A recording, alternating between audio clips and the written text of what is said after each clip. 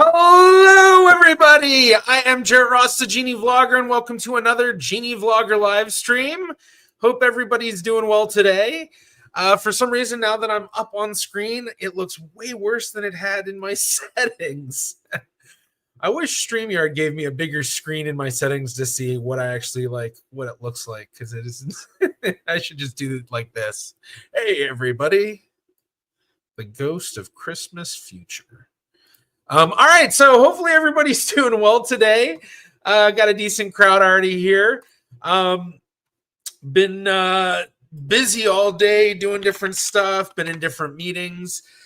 So gonna just do another, let's chat about genealogy, answer questions and all of that fun stuff. It's actually not that bad of a day out here weather-wise. It's been so hot and humid. And today was hot and humid, but not as bad as it has been. I'm trying to get some stuff set up really quick. What am I doing? Yeah. All right. So yeah, I'll do the quick hellos, see how everyone's doing. Anna Tomaso, hello from Rochester, New York. Hello, Anna. Good to see you. And maybe microfilm greetings from a microfilm reader room. Awesome to hear. Yeah. I'm actually kind of curious. Put a raised hand emoji up if you've ever used a microfilm reader or a microfiche reader. Basically the same thing, but I think there's technically a difference. But yeah, raise your hand, put a hand emoji if you've ever used one. I know when I first started doing genealogy, I was using them. Well, actually, not when I first started doing genealogy, but when I started getting into it. And I went to a couple of family history centers, and I'm trying to remember the first microfilm reader I ever used.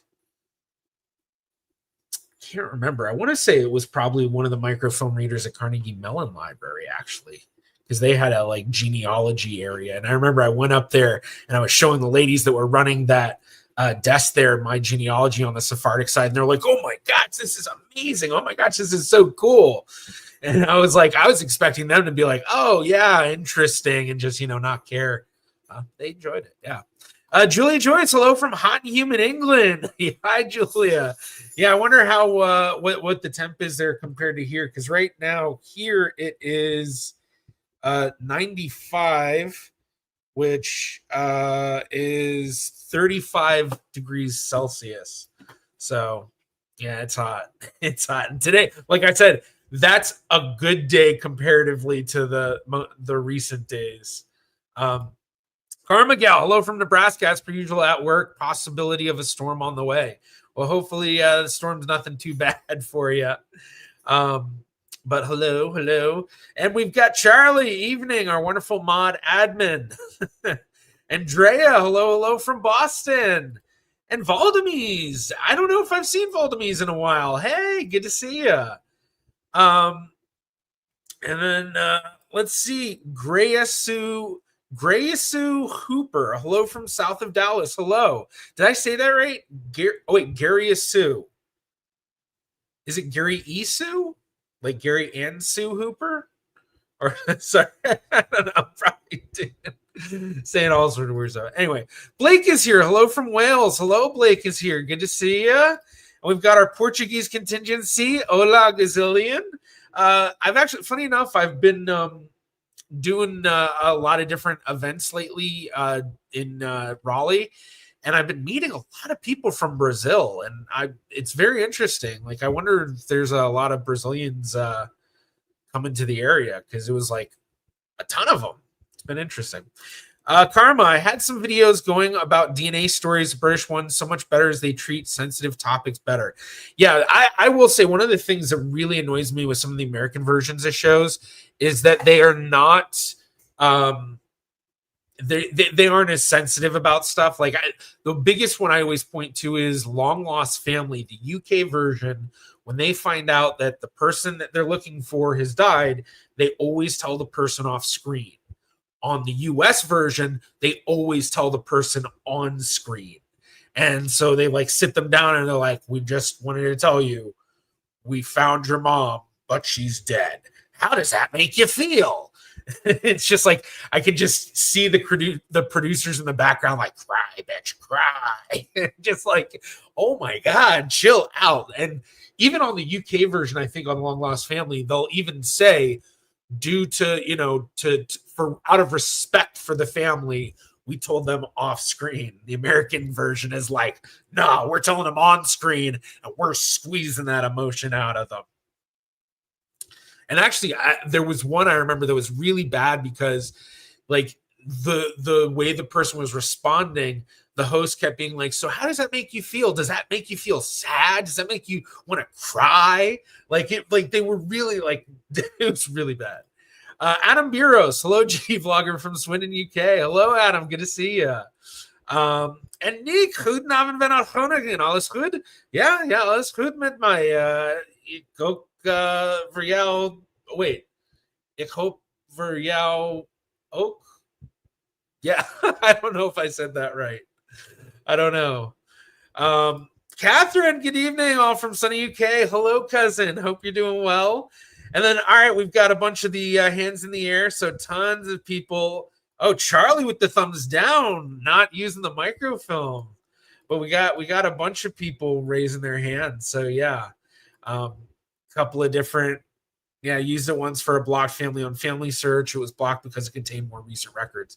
Yeah, and I don't remember when it was, but Family Search used to make it where if you go to the family history libraries, you could order microfilm from like the main library in Utah. They'd make a copy, send it to that Family Search library, and then they would have their own copy of it there. And so that's like every Family Search library or family history library, whatever, the LDS libraries, they all have their own sort of collection. But then they ended that, and I don't know if they all had to send them back or not, but basically I think some of them still have some of theirs. So it's like you go and you got to hope that maybe the stuff that you need is there. But the reason they did that was because they started putting everything on Family Search, and now all of that should be available, I believe. Alexandra, hello from Koblenz, Germany. Hello, Alexandra. Good to see you. Tati, Tay. I don't know which way I said it that was right, but hopefully I said one of those right. What is the best way to use ChatGPT? Honestly, the best way to use ChatGPT is just as a research assistant or task workflow assistant would be the best way to put it. I wouldn't suggest using ChatGPT as any sort of like, way to actually research. Now, that's not to say not to use the ChatGPT like tools on some of the websites or some of the genealogy websites. So as example, MyHeritage has an AI chat tool, but really that's searching through their specific system. So it's more of like an advanced search. Family Search also has a similar thing that is one of their experimental tools. So you have to know how to get to it. So I'm going to sign in and then share my screen so everyone can see it. And this is actually a really interesting tool. So this is definitely one worthwhile to talk about. But basically, it's a full text search. I think is what they call it. And you have to like go onto their site. Let's see, am I sharing the right thing? Yes, I am. So you have to go onto their site and then you go down and they have Family Search Labs. Hopefully everyone sees that. Family Search Labs, view experiments, and they have all sorts of different stuff that they're developing that you can try. But the one that I'm talking about, expand your search with full text. Now, the way they do it, it makes it feel very much like a typical search. Like this is, feels like a typical search. But the thing is they put the keywords at the top. And I will say, I found it extremely useful. Like, excuse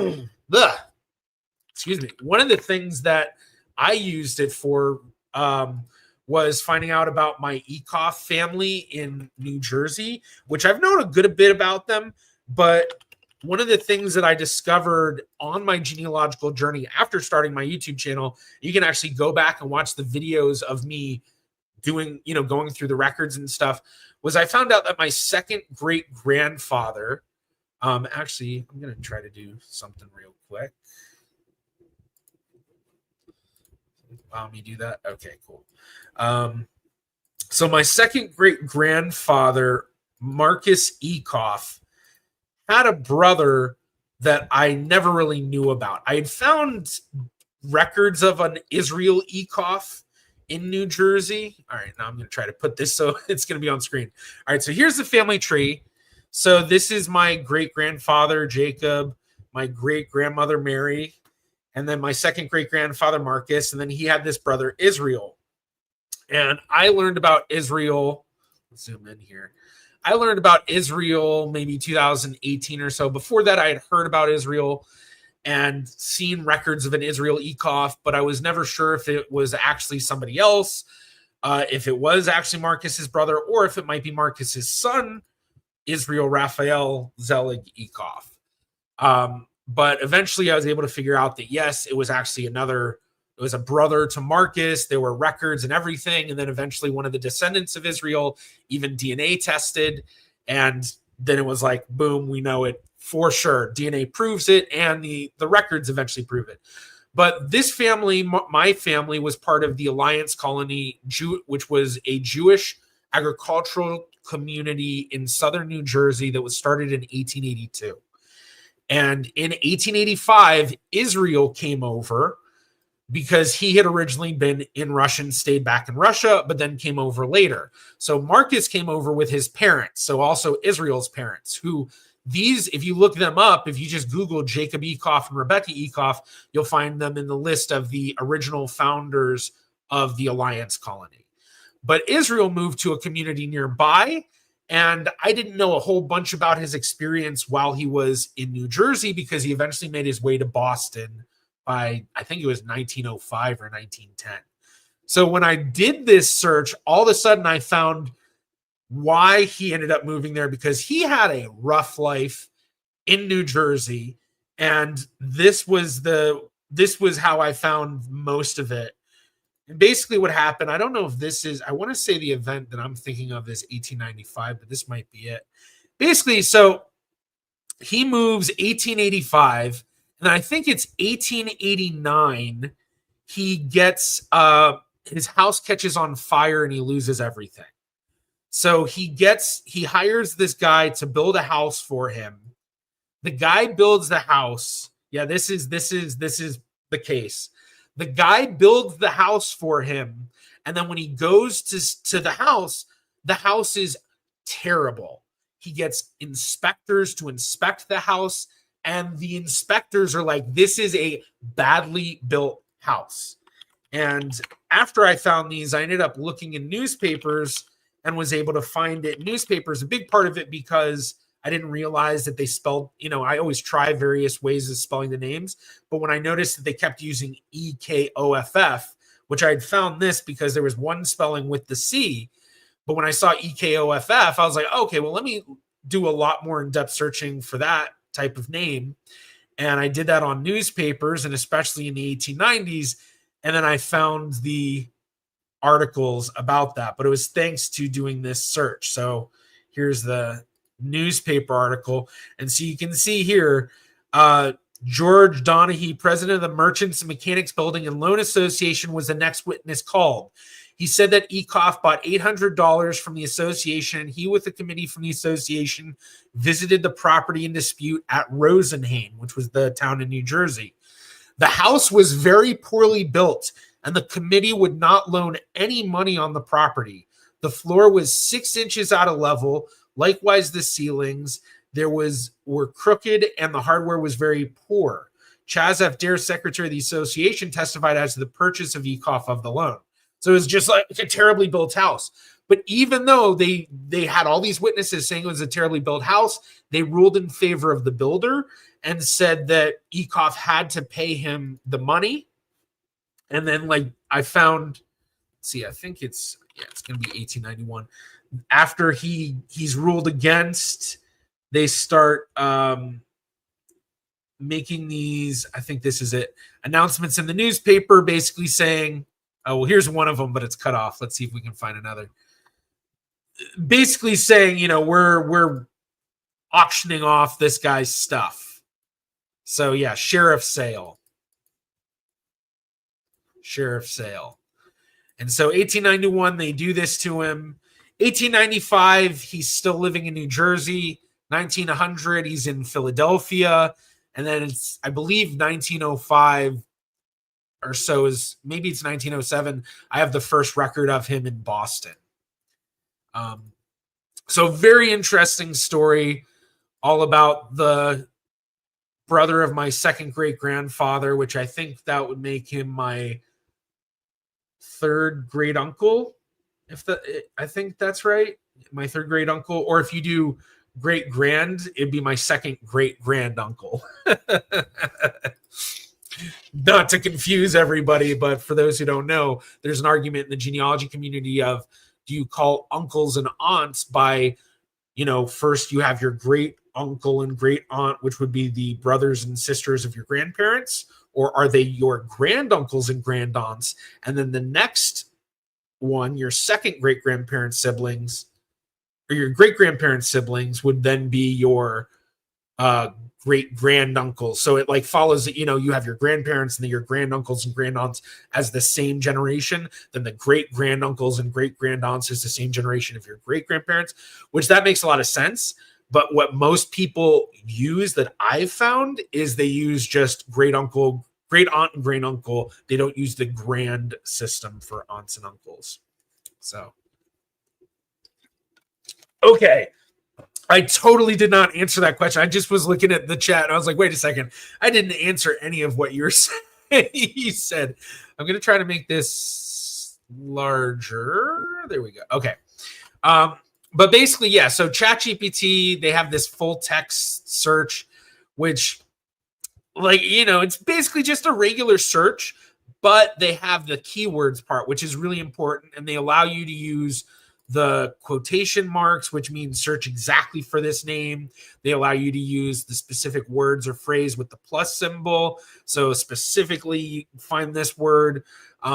You can even exclude specific words or phrases. So as a great example, if you know that you're searching for someone where there's commonly another person with the same name and around the same area, but there's some word you can tie to that person that you can exclude, that might help you. Then the question mark and then the asterisk as well to indicate, unknown. So, I could have like ECOF. Well, I could also do this. Unknown asterisk. And now it's going to look for everything with any amount of letters between a letter E and COFF, which I actually haven't tried that on here. So I might have to try that at some point, if not now. Let's actually take a quick look. I'm even going to do, let's do Salem County, New Jersey. So Marcus Ecoff, here's my second great grandfather's naturalization record, one of them. Oh wait.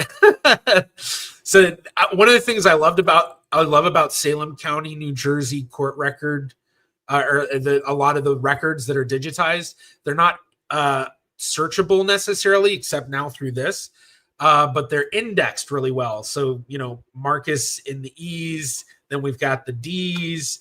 But okay, so let's see, it's page 30. So it's gonna be like what, 35? Page 35. Now it's gonna be further. Let's do 50. So here we go. And these are all, you'll notice it's all Jewish names. And all of these people came at the exact same day, October 9th, 1889, I believe it is. And they were all part of the Lions colony. And the person who was the witness for most of them is this guy, George W. Leach, who was a local farmer in Vineland, New Jersey, him and his brother owned the land that they sold to the Jews to build their Jewish farming communities. And they were supported decently well by a lot of the local community, not everyone, obviously, but the Leach brothers were a very big part of this story. And part of that story includes George W. Leach going with a group of, I believe it was about 40 men, excuse me, to the courthouse, October 22nd, 1889, excuse me, not October 9th, October 22nd.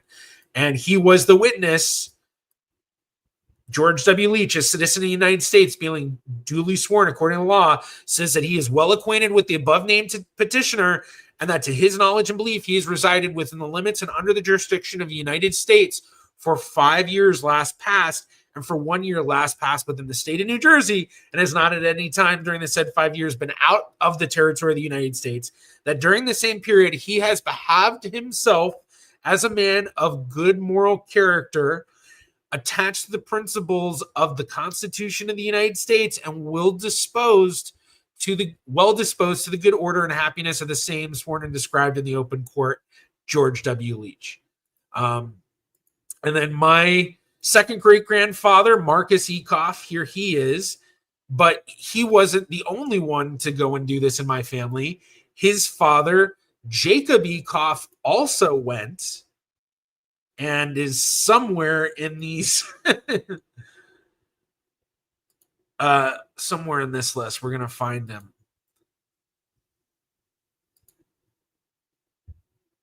There he is. So this is my third great grandfather. And does anyone recognize what that is? That's Russian, Cyrillic. And so that says Yaakov Itzhak. Or not Yaakov, sorry, Yaakov Ecoff. Ecoff. And then George W. Leach.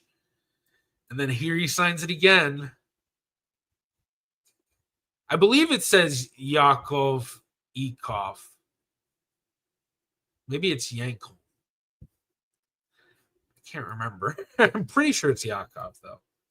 So, okay. I keep forgetting to answer your question. Basically, the best way to use ChatGPT is not like this. But the main point I was getting at is if you want to use a ChatGPT-like tool for actual research, you use the tools on the specific websites that they've designed, but know that there can be issues with it. For ChatGPT, the best way to use it would be like, let's say you find about a new ancestor and you didn't know that ancestor came from some place you've never heard of. And so you want to search for resources to learn more about that. So you can ask ChatGPT, what are some good books to look up? Or maybe, what are archives that might have records available for me, or what, things like that. The thing you have to remember about ChatGPT is that it's basically designed just as predictive text. So it's just predicting what the next word is. It's just predicting what the next word is. So it needs to always use a word. So it's just going to come up with whatever it predicts is the best next word, which means it's going to create things that are completely false, what a lot of people call hallucinations. Oh my gosh, I just realized I didn't have that turned on. It's supposed to automatically turn on, I thought. Okay. Whoops. I just realized, why am I not staying up with chats as easily? And I just realized, wowzer. All right, well, we're going to catch up with some of this stuff in a bit, I guess. But yeah, it hallucinates, so it'll tell you wrong stuff. So if you ask for a list of archives, it might give you a bunch of archives that do exist, and all of a sudden it starts telling you ones that you look up and you're like, this doesn't exist at all. And so that's a major issue with ChatGPT. So yeah, all right. Let's see, how far back am I? Weeping Scorpion, Yakov, Ekov, being a hard sign, and I use J instead of Y if I'm reading that right. Okay, yeah. That's what I thought. So okay, wow, yeah, I totally think I missed a lot of stuff here. I'm gonna scroll through really quickly, and just try to catch stuff. Good reminder too, if you really want to make sure that I answer a question, I guarantee that if you do a super chat, I will answer that as a question. I guarantee I'll answer that. Of course, any super chat, super stickers, I highly appreciate, because it helps support me in being able to continue doing this stuff, doing live streams and all of the video stuff I do on YouTube. So, all right, let's go through some of this. Just like miss so much. All right, I see a bunch of hellos, so I'll just kind of click through those. So, but hello, everyone that coming in. Hoi hoi, hoi hoi allemaal, and iedereen. So yeah, American, they want full on crying snotfest on video. British, they let the person mourn in peace. Yeah, for real, for real. Okay.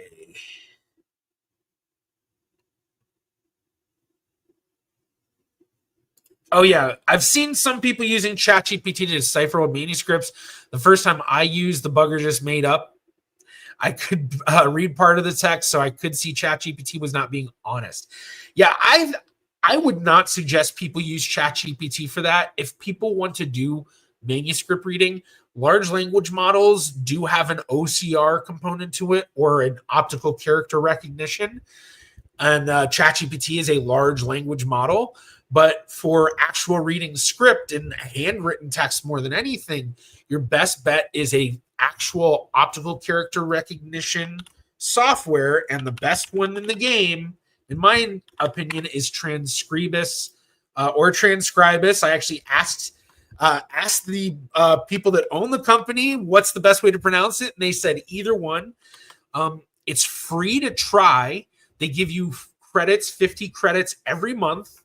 It's basically 1 credit per page that you upload and they scan. Sometimes it's more credits, I think, if you do more advanced sort of stuff. But the thing that's I think is really important is that it seems that the specific models need to be geared towards specific languages. So by models, I mean that they are training different they're training the computers only on specific data sets. Let's see if you can see it in the open app. Deny. It's gonna make me log in. I don't know if I can log in. I'll have to try to log in some other time or something. But see if we can find the models. Custom AI training.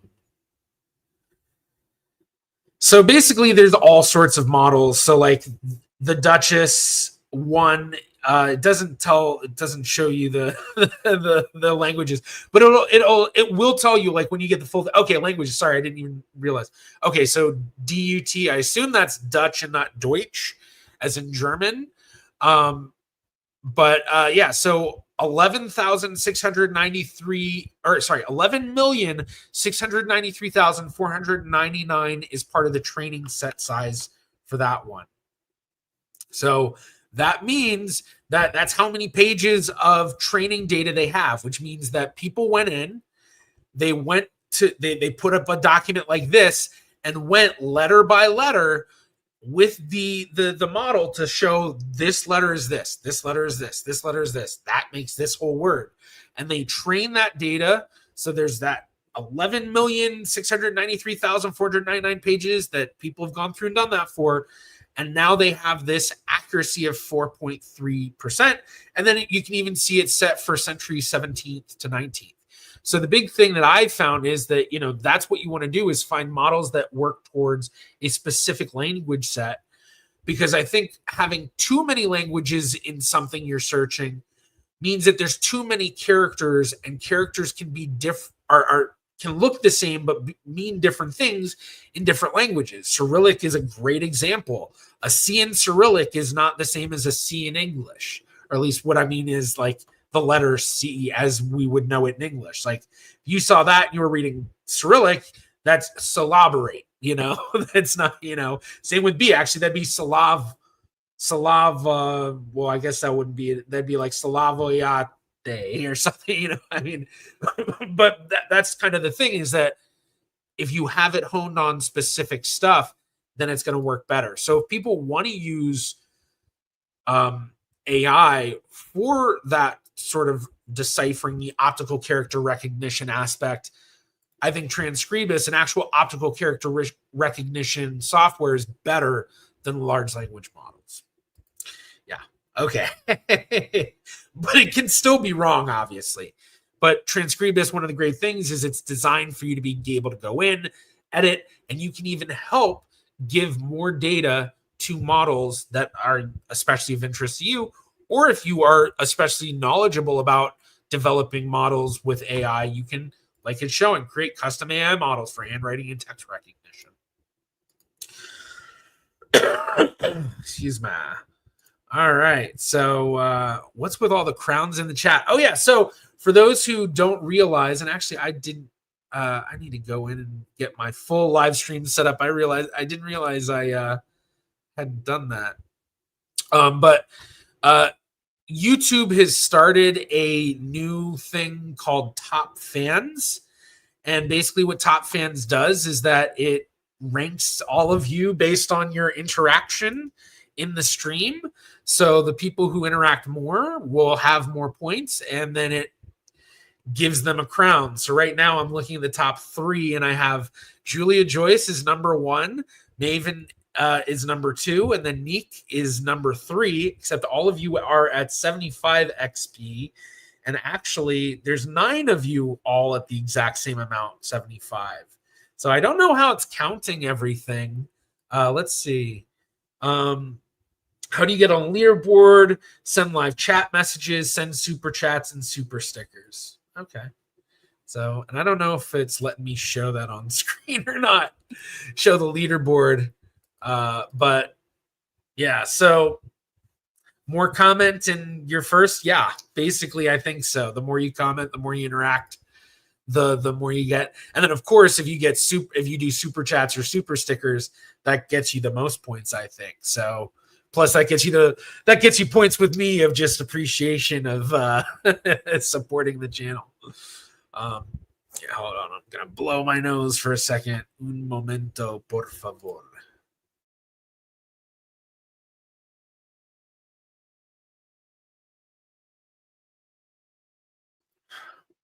Much better. All right, let's see. How far back am I? All right, not too far back. Let's scroll back, see some more recent ones.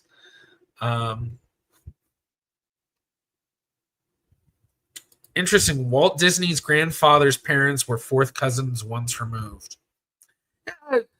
I feel like pretty much all of us, if you were to build a perfect family tree, like back to 5th great grandparents, I imagine you'd find at least a handful of instances of at least 4th cousins marrying each other, if not closer. And gazillion. I was at a genealogy conference, and one presentation compared the results for Portuguese of Transcribus versus ChatGPT. ChatGPT was way better, though the person doing the presentation acknowledged it could hallucinate. Transcribus apparently does know Portuguese, which means the result often make no sense, non-existing words. Yeah, I guess it really depends on which model did they use. Like I've used the Portuguese model a good bit because of the Portuguese script that's mostly used in the Portuguese Jewish community of Amsterdam, which I do a lot of research in. And while I certainly have found that there's obviously issues and, gets stuff wrong, it's pretty accurate from what I've seen. But I haven't tried Chat GPT with it, but I kind of just, I don't know. Maybe I should try that. Maybe I should just see what it is, what it gives me. So, but interesting. All right.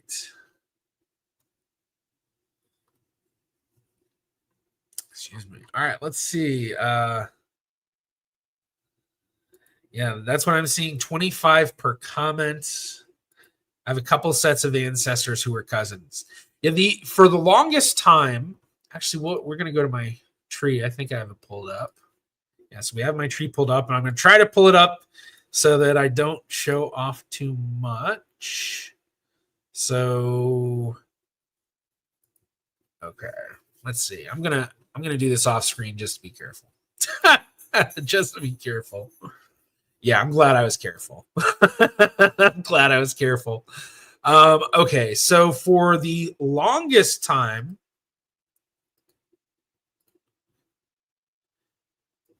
the closest pedigree collapse that I knew about was my second great grandparents here, Abraham Nunes Vaz and Jane Moscow, who are not close at all. Like, I think it was like 6 cousins once removed or something. And then recently I found out that actually, here, I'm gonna change this for a second. Hold on. Un momento, por favor.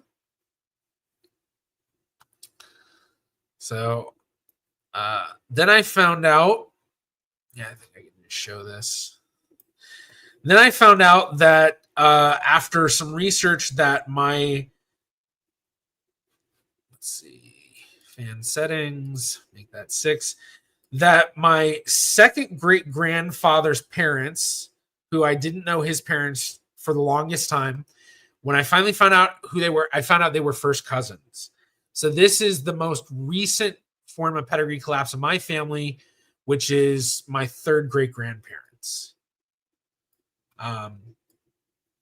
But otherwise, I don't have any other. The next closest would be my second great grandparents over here. So, yeah.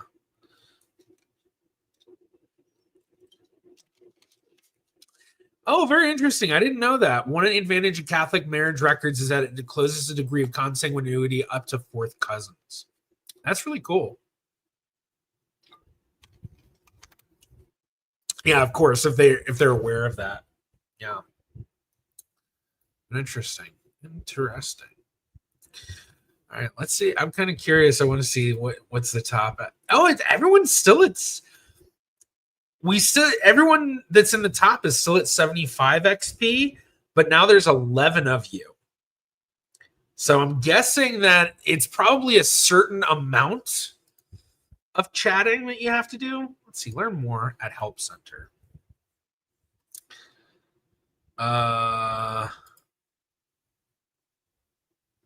The leaderboard is visible during the live stream while it's active. After the stream ends, viewer can still see the leaderboard during replay. Is there anything I can do with the experience points I've earned? Let's see. Okay, let's see. How much is each eligible action worth? Experience points are automatically calculated when viewers send a live chat at no cost okay, well, yeah. It doesn't say how much you get per chat or thing. There is a cap on number of points that can be earned from live chat messages. Also, depending on the user's country or region, the daily and weekly purchase limit will vary. In general, a user can spend up to 500 USD per day and up to 2,000 USD per week, or the local currency equivalent combined on gifts powered by jewels. Jewels? I don't even know if I have jewels in that. I don't even know what it's talking about. Yeah, interesting. I wonder if 75 XP is like the limit on the amount. I don't know, but I see a lot. It's like it goes 75, 50, and then 25. Like everyone's either 75, 50 XP or 25. So I don't know, but chat away, see who can get the most.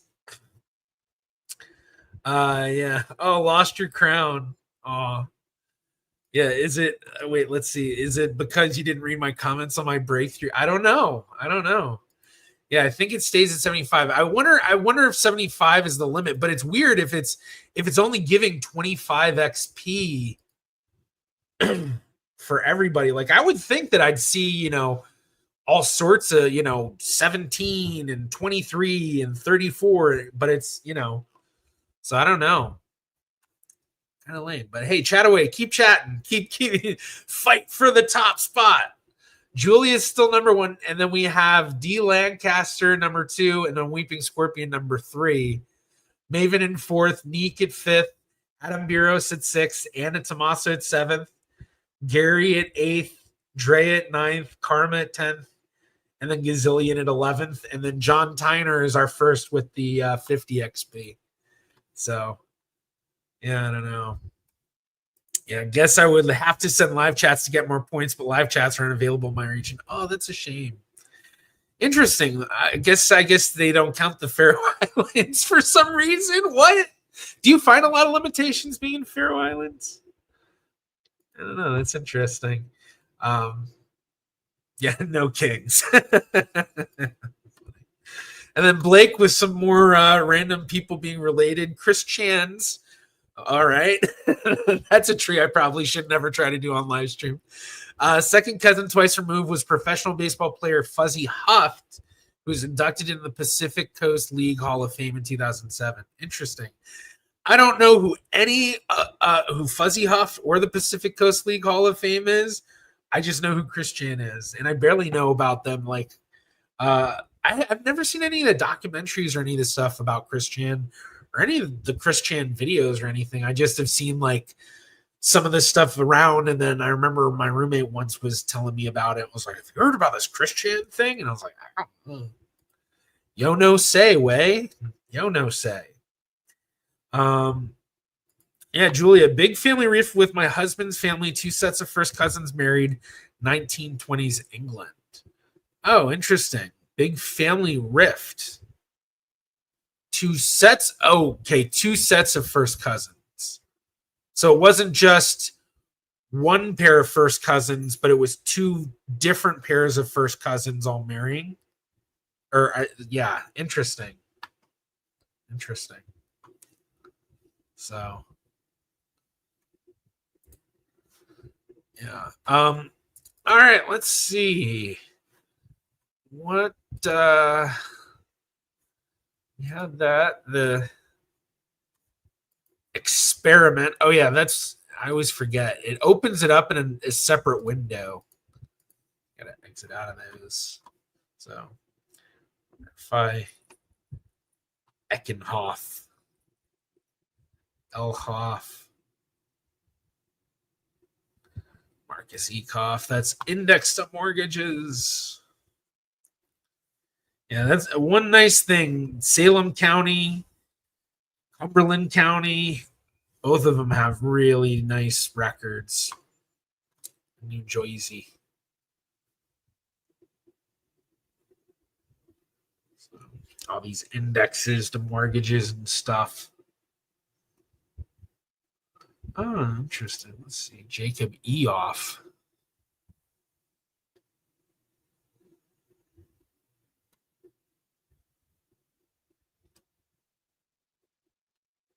Huh. I wonder if that's supposed to be Jacob Eoff. Oh, wait, no. Proved 1777. Definitely not my ancestor. That line was in probably the Russian Empire, the Polish-Lithuanian, whatever it's called back then. So, Garrett Eoff. Interesting. So yeah, I guess there's just there's an Eoff family.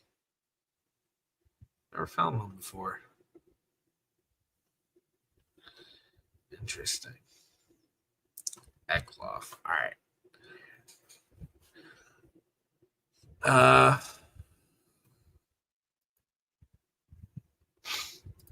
Actually, let's we can. Yeah, I actually don't even know when he died. I know it's before 1895, because 1895 is the first census record for New Jersey that we have him, that he's not listed. And then actually, I don't know if it's been corrected on Find a Grave. But we've got the family coming over. And we can tell, it's interesting, they all came over like together, all the different groups of people that were part of these Jewish farming communities, because they were part of this group called Am Olam, which if you've never seen my video about Am Olam, definitely check that out. That's, if I would say there's a video of mine that I wish got more people watching it, the Am Olam video would be top 5. That one, my video on the Portuguese Jewish pirates of the Caribbean, that'd be my second, or maybe not my second, but those would definitely be top 5. I'm gonna put the link in there so everyone can save it so they can watch it after this stream. Go and watch that and comment on that video if you watch it saying I'm here from whatever live stream, and then everybody that also is watching like their comments and all, basically do a big push of activity on my videos. That, oh my gosh, that would help me out so much. I'd love that if y'all can do that. But that video goes into the Amalam. But the thing is that they all would travel together, and so my family, the Ekov family here, and like the Serebnik family, like I recognize that name as like one of the families in Alliance. Some of these other families as well. Like there's multiple Levin families there. I'm not sure if I've identified which one this was. The one that I thought it was, one of the descendants of that family who does a lot of research herself and is a pretty amazing researcher, was able to figure out that this was not her family and that her family came on another boat, which had a whole another big list of them coming. But you can tell they all are coming from Kyiv. And so all the names, I don't know how well people can see it, but Silverstein, that's one of the families at Alliance. Opachinsky, that was one of the big families at Alliance Colony, the Opachinsky family. So very, very interesting history. All right, let me see what people are saying because I haven't, I guess, checked it. Yeah. Okay.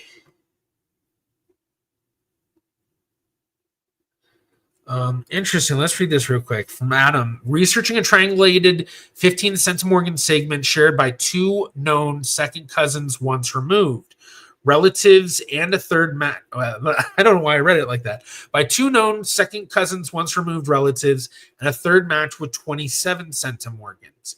No surname or regional overlap, pointing to an undocumented great grandfather from the 1800s. Huh. Okay. Yeah, that's once you're getting into the I guess it's kind of getting into the weeds of DNA matches, like anything under 30 centimorgans.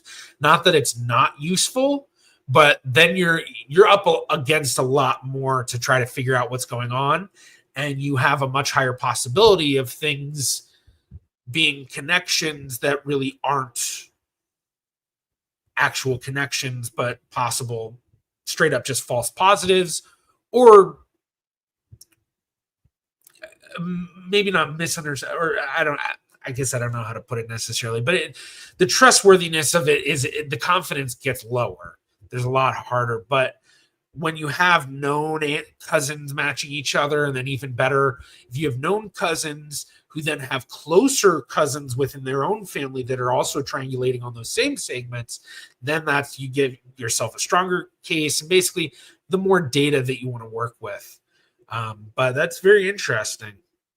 Best of luck, Adam. Hopefully you're able to figure that out. Some of the projects people do that like really look at the really nitty gritty of DNA matches like that can take years and years before you have a genealogically proof standard style proof, or one a proof that fits the genealogical proof standard. Yeah. I'm still waiting on Family Search to add state of Sonora, Mexico records to full text search. Yeah, that's the biggest issue with the full text search is they have to add everything to it. But I'm very happy that they're doing it. I've noticed it seems that they're constantly adding a lot more. And I did luck out that New Jersey seemed to be one of the ones that they put to use with that really quickly. I might have asked this before, but I'm always in and out because of work. Are you going to take advantage of MyHeritage / Ancestry's newish digitization services? Have you done something similar? Thinking of taking advantage for the hundreds of photos I acquired over the holidays, but wasn't sure if it was worth it because of how particularly I want to organize them. I don't know if I've really looked that much at their digitization stuff. See.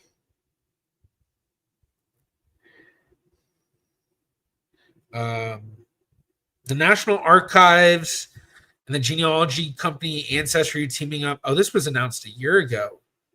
Oh, wait, no, that's something else. That's something else. Oh, Ancestry is Preserve. All right, let me pull this up for everybody.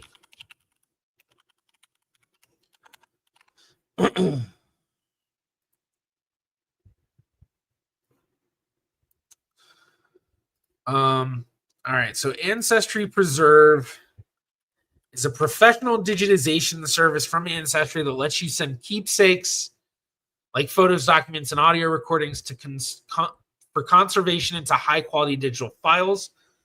Once digitized, we add them to your family tree's media gallery, making them easy to view, listen to, save, and share. It's a simple way to preserve your family memories for generations to come. Capture and protect meaningful photos, blah, blah, preserve family memories, keep secure, blah, blah, blah. Okay, so interesting. So it's basically they send you a kit, bags, whatever. You send the stuff back for professional digitization up to 250 items per kit. All service-related shipping costs covered, including whatever, up to $200 shipping protection. What can you send? I mean, it's a very interesting concept, and I guess MyHeritage is kind of similar. And I mean, if there is one thing that I wish more people would do, it's digitization projects. One thing that I've actually always had in my mind is like, oh, this would be such a cool project, and maybe I need to actually do something to actually get one going. Is I have two various ones in mind, but both similar sort of things, and it's basically this idea of that people get one of those CZUR scanners themselves, like a large amount. Like it's basically you like have a group of people that's, you know, part of the thing. You know, it's like, okay, we're a group. This is our goal. And so you get everyone in that group to get these CZUR scanners, which there's a lot of different versions of them. And obviously it could be more than just scanners, you know, with when you consider audio and video and stuff like that. But at least just in records wise, getting one of these scanners, like I think you can buy a lot of these nowadays for like under $100. They're really high quality. They get you the digitization. Now, obviously, this is this is digitizing stuff that you can take an image of. So if you're looking for the video or audio, you know, that's going to be something else. But just getting a whole big group of people to do that and then going around and just offering that as a free service of, hey, we're trying to digitize as much as we possibly can for free. And then whatever we digitize of yours, you just give us the permission to utilize that for our database of items. And then we give you the high quality scans for free as well, you know, and then you don't have people shipping stuff and all that. And part of this idea actually came out of something that was done very similarly for the agricultural Jewish communities that I was talking about before that my family were a part of, because Stockton University did that. They came out to a reunion we held for the community, and that had over 600 people. And Stockton University set up a tent. They let people know ahead of time to bring their items, and they digitized it there on site for free. Then they gave the people a flash drive with all the items that they digitized along with the actual items digitized. And then those people gave Stockton University the permission to utilize that as part of their database on the Southern New Jersey Jewish agricultural communities. So that always gave me the idea of, oh my gosh, we could get people doing that on a larger scale. So, I mean, any sort of digitization efforts I think are great. I'd be curious. I'm kind of curious what the costs and all of this would be. I mean, let's see if they say it. But yeah, I mean, I would hope more that there were specific projects people did pushing for that stuff. Now, one of the things I've also always thought about would be a really cool project that I would think Ancestry or Family Search would want to implement. And I think Family Search would probably be better for this. And that would be an audio component of records that's attached to records. And what I mean by that is, like, let's say I interviewed my parents who, or I guess maybe, I don't know if my parents would be the best example, but let's say anyone you know in your family who was alive for 1950, and they're in the 1950 census, doing an interview with them where you literally just go through the page of the census and ask them, what do you know about this family? What do you remember about this family? And interviewing about them, and then taking those audio recordings and taking the clips of like, okay, they talked about these neighbors, and clipping that to that part of that record. So if anyone goes and finds that record, then they get a little message that says there's an audio memory clip that's connected to this record. And then people can click on it and see this neighbor was talking about them. And then you can hear these stories of what they were like and what the neighbors thought of them and things like that.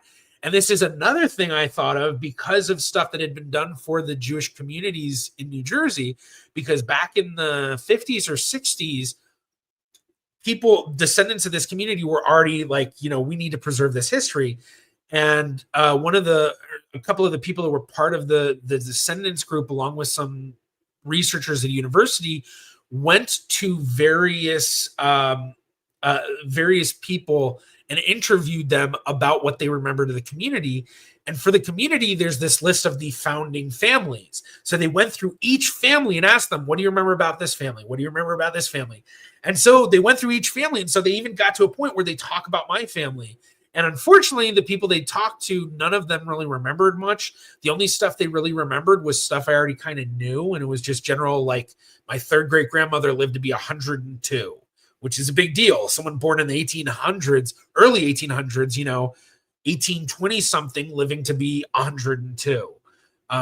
So that was like one of the things that they talked about. But having that, I think, would be so cool. Because imagine you pull up a census record for your family, and then it says, hear audio about someone telling a story about them. And I could also imagine that could be something that would lead to a lot of amazing discoveries that people might not realize because of the stories people might tell, that it's like, wait, I never heard that they did that. And then all of a sudden you go and you find there's all these different records for things that you didn't even know your ancestor was a part of, or, maybe they're in a club during school and you didn't know that. And there's all these records with it. All right. I am rambling a whole lot. Let's try to catch up with stuff.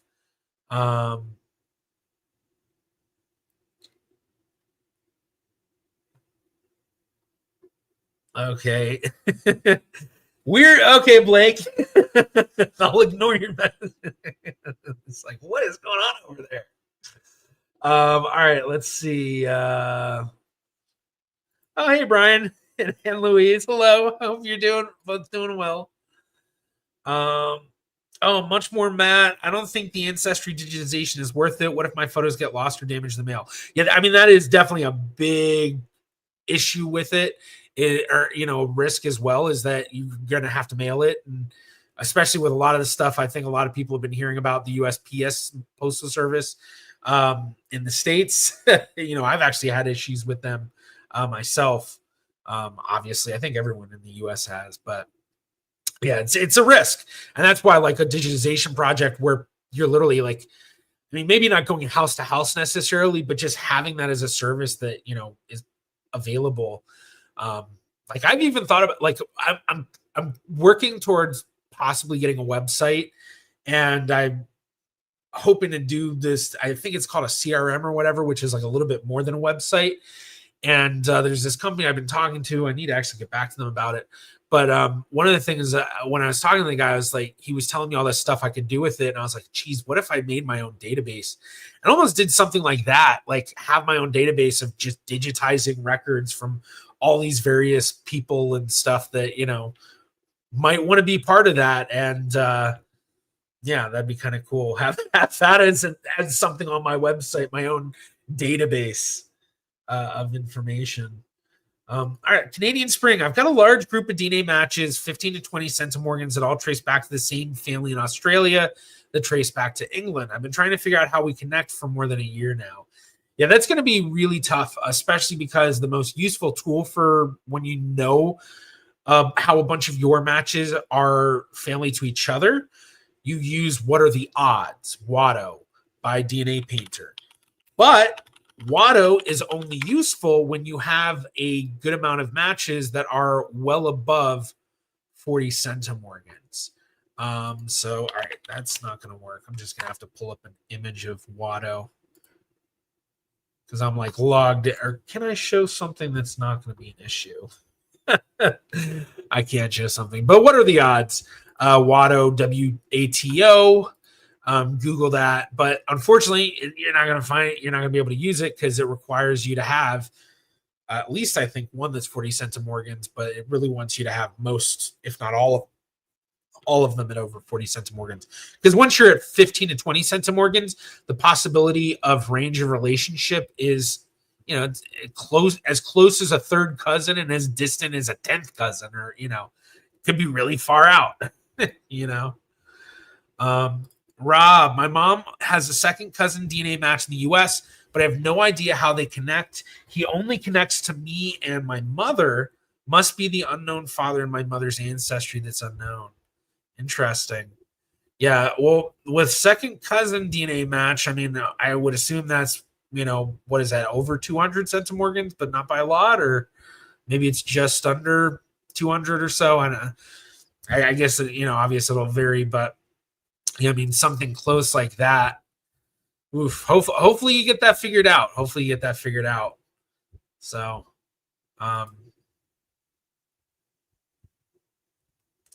yeah, problem with interviewing my mom is that she goes completely off topic. I'll ask her about her mom, whom I never knew. She'll start talking about how cold it was in their house. I mean, yeah, that's going to be an issue with a lot of people. A lot of people just don't know how to tell stories in general. I honestly don't think I was as good of a storyteller as I was until after I started doing YouTube. I was decent, but like once you start doing YouTube and then you start watching videos and you see how you talk, and especially like the videos where I talk just off the cuff. And honestly, the majority of my videos for the first few years, I did extemporaneously. I just had a list of topics I wanted to hit, and I just extemporaneously went through them. Now, after a while, I started writing scripts, largely after I did a couple of collaborations with other YouTubers, and they were like, no, we have to do a script. So we make sure. I was like, okay, I'll do it for you guys. And then I did it, and I was like, actually, this is pretty good being able to say succinctly what I want to say. But the way that I used to tell stories was just kind of like what I just did, where it's like go off topic. And people do that all the time. People will tell you the most mundane moot points to a story that make no difference. Well, I was talking to my buddy Joe. Well, he's not really a buddy. He's more of an acquaintance, and I met him, blah, blah, blah. It's like, I don't care how you know Joe. What did he do? It's like that sort of thing. And so, you're going to get that if you do that sort of project I was talking about of, talking with people and all that. So, yeah. Andrea somehow claimed number one. Let's see. It's still 75 XP. Oh, no, it's updated. Oh, wow. Drea, you've got 150, and Karma, you have 150. And then Julia's at the top of the 75 XP. And we have a lot of people at 75 XP now. All right. Yeah, keep fighting for that spot. Come on. Who's the top fan? Let's see. Actually, what can I do? Oh, wow. I need to learn.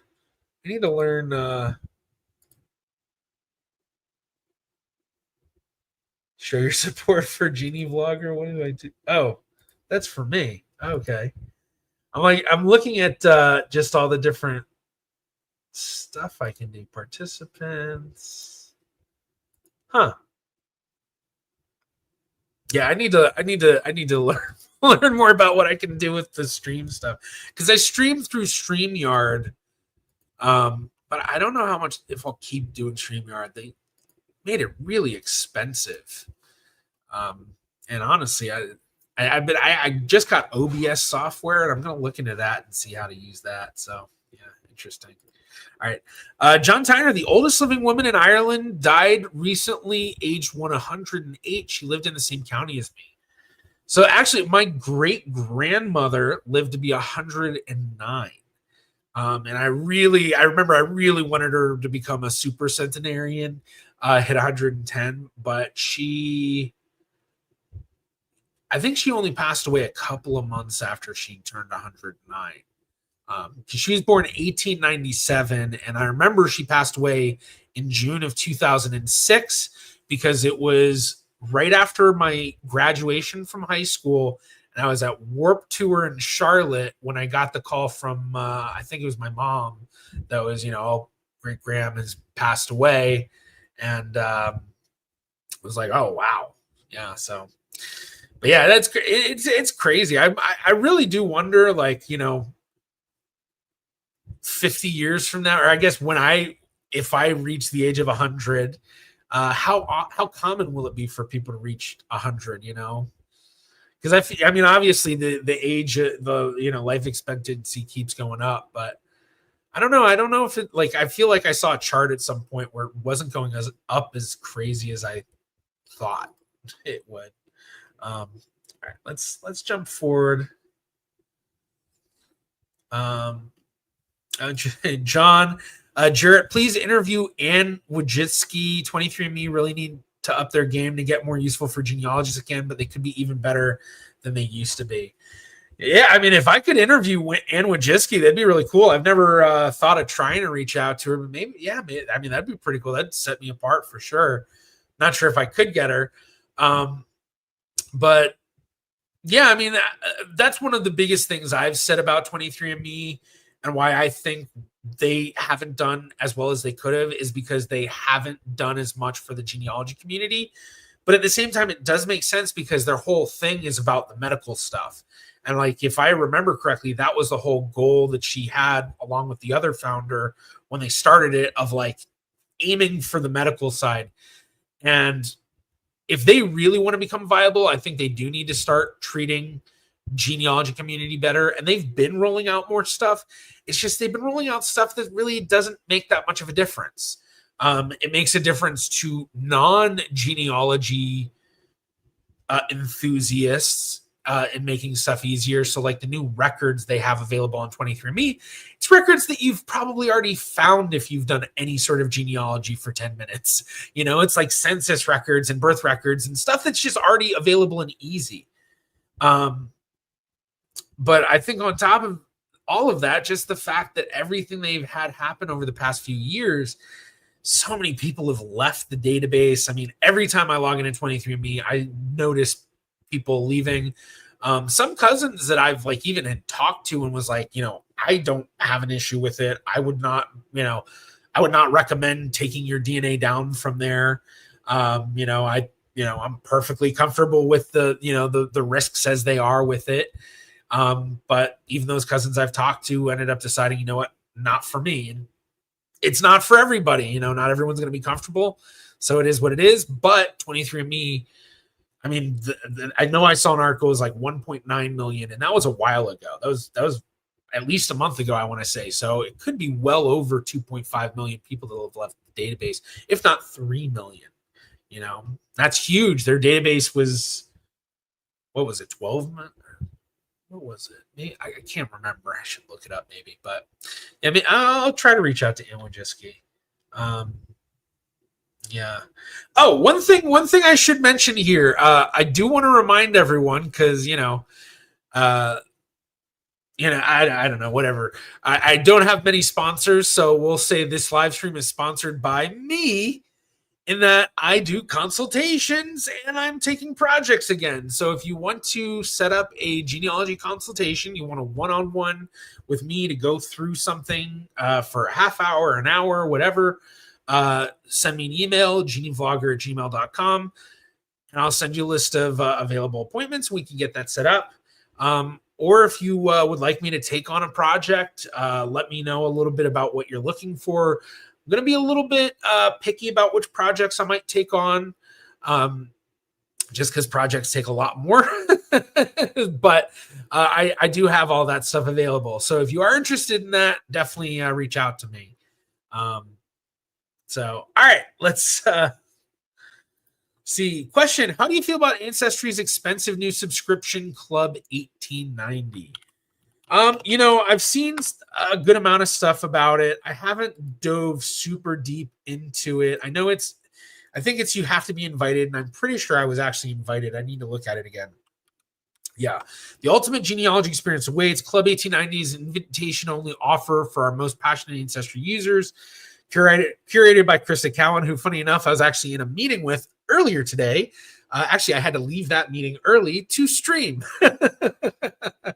But the Ancestry Corporate Genealogist is exclusive membership, offers expert resources, advanced learning, and unique events for unparalleled family history services. And I guess you can apply. Yeah, I don't know the deal. Oh yeah, annual membership to Club 1890 is $5,000. So yeah, I guess it's, if you are the type of person who does a lot of event sort of stuff, you pay to go to a lot of webinars and learn, that sort of thing, then I think it'll probably be useful. I mean, obviously the all access annual membership part of it is important, which, I mean, that's, what is that nowadays? $500, something like that. Ancestry all access membership. Is it going to tell me? Okay, so yeah, it's like $500 something for a year. So that's, one small part of it. Does it include Pro Tool? Okay, so about not even 1/5 of it, does kind of cover that. Family Chart Masters get $150 credit towards Family Chart Masters. Okay, so for those that don't know, Family Chart Masters is a company that's actually recently bought by Krista Cowan, so she now owns it, and they make physical charts. So years ago, I actually ordered one for a family reunion I did for my Ross family at the building that used to be the Ross House in Germantown, PA in Philly. And we had one of those printed. I was decently happy with it. I did have a few issues with it, but that was kind of on back end sort of stuff. And I actually need to ask Krista if she still does it the way they did it. Because the thing that really annoyed me was basically it was like a massive charge if you wanted to be able to review the chart before they printed it. And I guess it had something to do with the software or something, but it was like the charge to me just was like unreasonable. Like, because the thing I was worried about is some of the issues I had, which was that sending a GEDCOM from my Genie tree might not translate fully to what they had. And there were a couple of things that got messed up because, like, I think there were a couple of dates that the way the Genie tree had it, it made it come out wonky in theirs. And yeah, so that was a little annoying, but that could be changed. But anyway, so that's something. So basically $1,000 worth of stuff in terms of actual, like, the memberships, the chart masters, 4 Ancestry DNA kits, $100 worth of Ancestry merchandise. Ancestry Pro Genealogist save 15%. So you get a 15% discount on Ancestry Pro Genealogist, which I don't know how useful that'll be. Exclusive savings on travel partners. That could be useful. And then you get access to Ancestry Pro. So yeah, so I mean, for me, I don't think this would really be that worth it, because I think part of it is, okay, yeah, I guess I didn't get all of it. So you get coaching, one-on-one coaching, monthly 30-minute online sessions. So that that could be useful for people. Or if you want to do monthly 30-minute sessions with your favorite YouTube genealogist, like Jarrett Ross, the Genie Vlogger, you can always do that with me. And it's, geez, how many of my sessions, because I charge $75 for 30 minutes. So if I did, let's say $1,000 worth. So, oh yeah. So yeah, you get more, because that would be 13 or 14 sessions with me instead of 12. So they give you 12. But I guess, yeah, they get group coaching. So I guess, I mean, they have a lot of stuff, but for me, I don't know if I'd really find this as useful. I could be wrong though, but yeah, I mean, VIP seating at events and stuff, Roots Tech, things like that. I kind of already get VIP stuff there. So yeah, I mean, I'd have to learn, I guess, more about it, but it could very well be worthwhile for people. I mean, I'd say all of this stuff, at least all of this part of it, that's got to be about $1,000, maybe $1,500 worth of it. This stuff, that's really not useful unless you're planning to do it. And then this stuff, yeah, that could be useful. I don't know how useful that really is. I guess if you're not someone who's already kind of getting this sort of stuff, the VIP seating and whatnot at events, that could be very useful for some people, kind of like getting a fast pass. And then I'd say the next most useful part would be this, the one-on-one coaching, the group coaching, and then this stuff, the exclusive in-person experiences. That's kind of cool. And then premium workshops, exclusive virtual events. I guess you'd also have to find out how often are they doing that. So, yeah. So, I mean, it's certainly interesting. It's certainly interesting. Not something I think I would do. If they approached me and said, hey, Jarrett, we're going to give this to you pro bono so that you could do this, make a thing about it, I'd probably consider that. But still, even if they did that, it's like, I don't know. I'd probably be able to make use of the one-on-one coaching, because I guess that depends what genealogists are available. Because I have my expertises, but just because I'm a professional genealogist does not mean that I know everything. And so having people that might have special expertises that I might be able to make use of, that could be useful. So yeah. Let's see. Oh, wow. Yeah, I've been rambling on. I like how I keep seeing random little chatting about who's in first and whatnot. Brian in Charlotte. Very cool. Yeah, not too far away. Oh, congratulations, Julia. Retired 2 weeks time. More time to do genealogy. That's awesome. Congratulations. Happy early retirement. Or I guess not happy early retirement as in your retirement is early, but happy 2 weeks prior to your retirement. Happy. I don't know what I'm saying. Hopefully it all makes sense. Okay, let's see. Yeah, dear 23andMe, bring back downloading matches.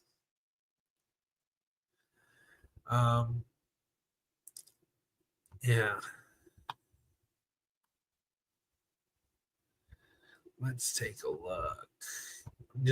I'm seeing a lot of the different chats and people chatting with each other, especially what they want 23andMe to do. Oh yeah, actually, dear 23andMe, stop putting everything behind a paywall that we used to access in the base club. Did they put something new behind the paywall? Amy Johnson Crow did a video about that just recently. I'll have to look and see. They've certainly taken a lot away from us, though. It's annoying. It is annoying. Yeah, the ultimate genealogy experience is having Dutch ancestry and millions of records online to search in for free. Yeah, the having Dutch ancestry, or at least ancestors who lived in the territories of the Netherlands, it is so amazing having so much available. Now, obviously, the territories, not as much, Curacao, Suriname, Indonesia, there is stuff, but it's a little bit less. But, oh my gosh, anything in the Netherlands and, all over the Netherlands. I guess it varies by province, too. Noord-Holland, I imagine, has a ton. Utrecht, I'm sure, has a ton. And then I don't know how Friesland is. But yeah, it's so great. What is the law? There's a law, the law for the reuse of government information. Netherlands, the law for the reuse of government records. But it's the law that basically makes it so that that open overheid. That's not it. Because I remember it was a word that I was like, I don't know how to say that. But it was passed recently, like it was in the 2010s or something like that. If you know if any of the duchies of Kentia, I'm not asking a question. Of you Kent, may Prat? No, tell me. I don't know what I'm saying. Prata, up the chat.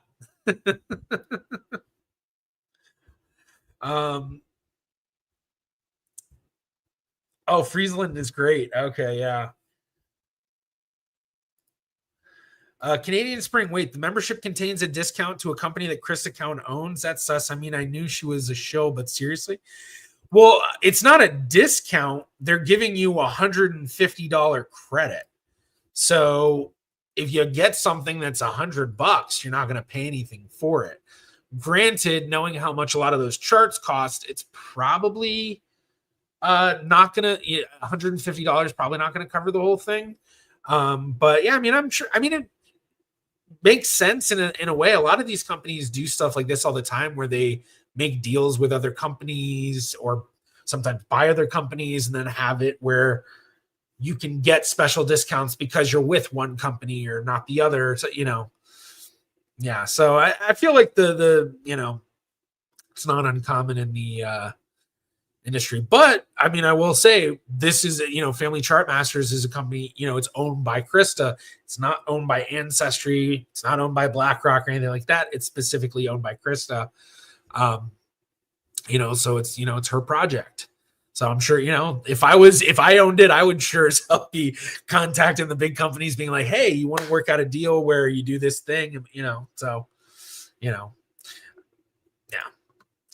I don't mind it.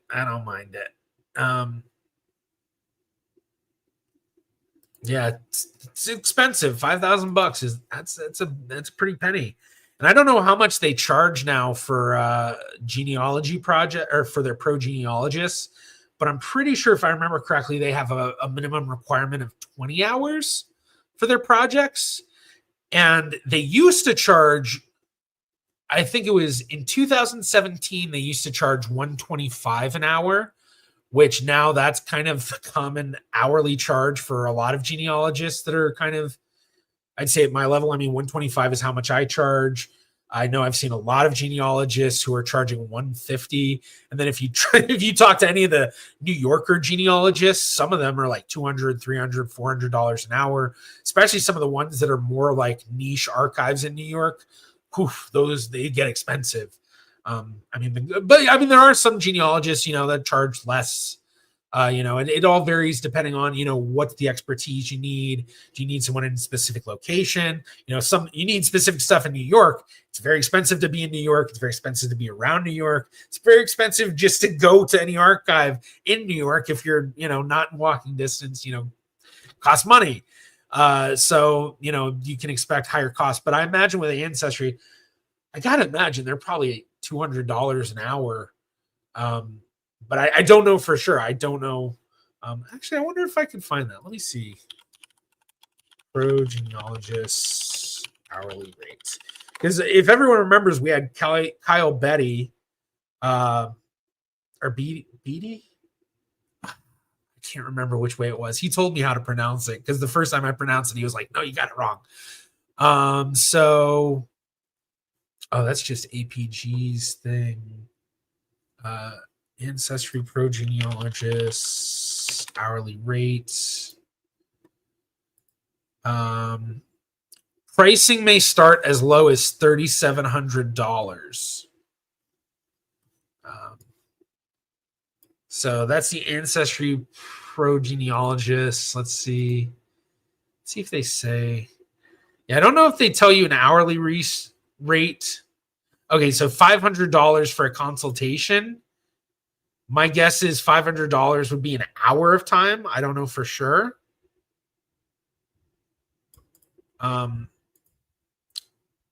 But yeah, so I guess they could be charging as much as $500. But I will, there is the thing that you get with Ancestry, which makes sense of why it would work, why the cost is worth it if you want to go with them, is that Ancestry has so many resources to their disposal. So, that's kind of a big thing. But it's kind of like I was saying, it all depends on what you need. So if you're like, you don't want to deal with much of anything, you just want to go one-stop shop, that's like where Ancestry really comes in handy for pro genealogists. So there's a short time where I was talking to them about possibly being hired by them back in 2017, and then it ended up not really working out. And then I decided to start charging on my own. Went pro and started my genealogy channel. So yeah, I haven't really looked into the Ancestry traits. What do you think of them? I honestly don't know because I haven't looked into them either. That kind of stuff, it's like, yeah, whatever. Because half the time you go through it and it's like some of it's correct, some of it's not. And in all honesty, it's like the medical side of things. Like they're just looking at variant SNPs within your genome, and they're only looking at a small amount of them, and then they use that to just come up with some vague, well, you have a higher possibility, you have nothing to tell us either way, or you have a lower possibility of whatever trait. And I guess maybe they have levels of it, but it's just it's fun, but that's it. I mean, I use why spend time looking at traits when I've got so much time I need to spend building family trees, you know what I'm saying? So, oh my gosh, I've just been kind of flowing with the stream. I didn't even realize it's 5:30. I've been going for an hour and a half. All right, I think I'm gonna have to end this. Let's go through the last couple of things. At best, Ancestry 1890 looks like silly luxury consumption compared to buying a Birkin bag or some logoed garbage from Louis Vuitton, only without the secondhand resale value. I mean, I get where you're coming from, but I mean, it has use to it.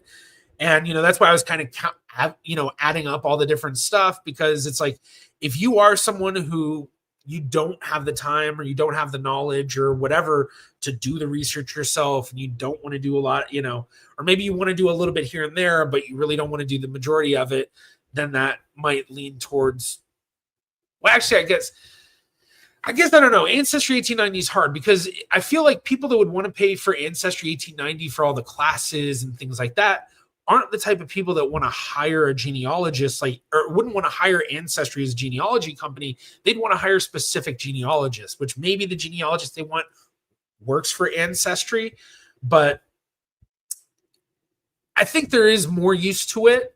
But I think it's going to be a very niche crowd, because if you are the type of person that would pay for pro genealogists, which, 15% off pro genealogists, that's, I guess at $3,700 is the minimum. That would be, what is that? 370 and then 185. That'd be $565 that you'd save for one thing, so it's like, that's not much that you're saving. So the people that would really hire the pro genealogist team, which I think largely leans towards people that don't want to do research themselves. I imagine they're going to find people that are into it, but that's the thing too. At $5,000, if they find, 50 people to do it, which out of their entire, they've got millions of people doing stuff on Ancestry. You get 50 people to do that, and that's 250,000 profit? Is that right? Yeah, 250,000 profit. Let me just make sure I'm not crazy. $5,000 times 50, 250,000. I guess not profit, but 250,000 coming in, so